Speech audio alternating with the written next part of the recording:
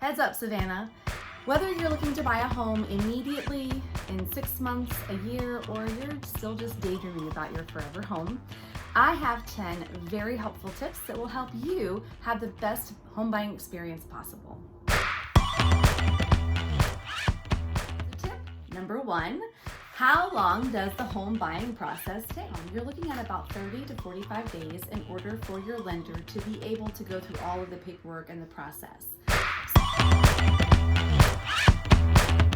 Home buying tip number 2, budget versus affordability.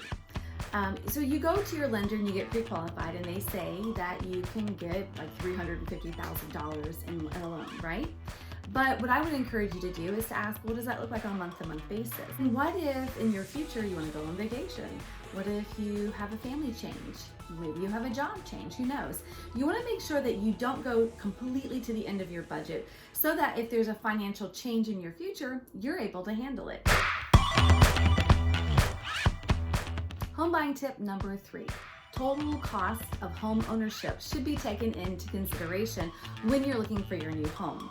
So if you're upgrading to a larger house, or maybe you're going from an apartment to a home, you're going to have some square footage changes and maybe more bathrooms, more bedrooms. With that is also going to come more square footage to heat or to AC. You're also going to have an extra bathroom, which will take up more water, a little more electricity. You also would want to take into consideration when you first move into your house, you're probably going to make some cosmetic changes. You might have a couple of outlets that you want to switch out, or you want to paint the walls. Maybe this home has an HOA, and that might be monthly, quarterly, or yearly. So take into consideration all of the extra expenses that are not written down on paper.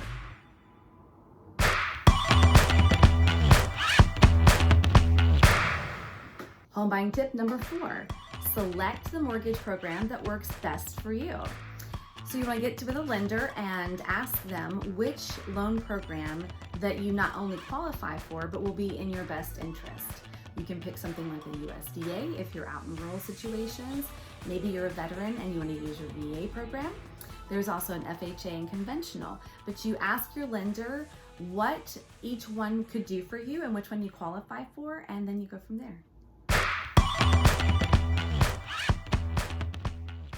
Home buyers tip number 5, credit.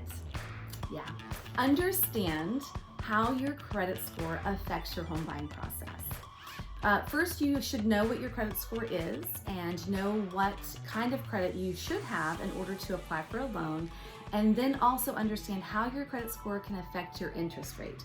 Right now, everybody's talking about how low interest rates are, but that doesn't mean that you're going to get the bottom number on that if you don't have good credit. So know what your credit score is and know how it's going to affect your home buying process. Tip number 6, the down payment. A lot of people are afraid to look for a home because they don't think they can afford to pay the down payment. But I want to let you know that there are actually a lot of programs that can help you pay the down payment, and there are many options other than the 20% down payment. Home buying tip number 7 is early repayment. Locking in a commitment to a mortgage can be overwhelming for most people. So keep in mind that you don't actually have to pay 30 years on that mortgage if you can make double payments. Basically what that looks like is on a month that you're paying, let's say 75% in interest and 25% in principal, double your principal. Make double payments of the principal only, but when you send it in, make sure you mark that extra money goes to principal only. You can actually pay your house off in 15 to 20 years instead of the whole 30. Now that sounds a lot more doable than 30, doesn't it?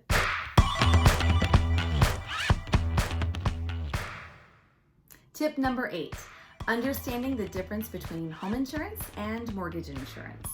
Home insurance is insurance you take out on your house to protect yourself in case there is any kind of unexpected, disastrous type damage. Mortgage insurance, however, is insurance that is required by your lender to protect them in the event that you default on the loan.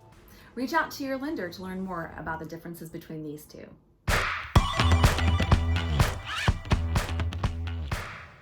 Home buying tip number 9, Getting pre-qualified.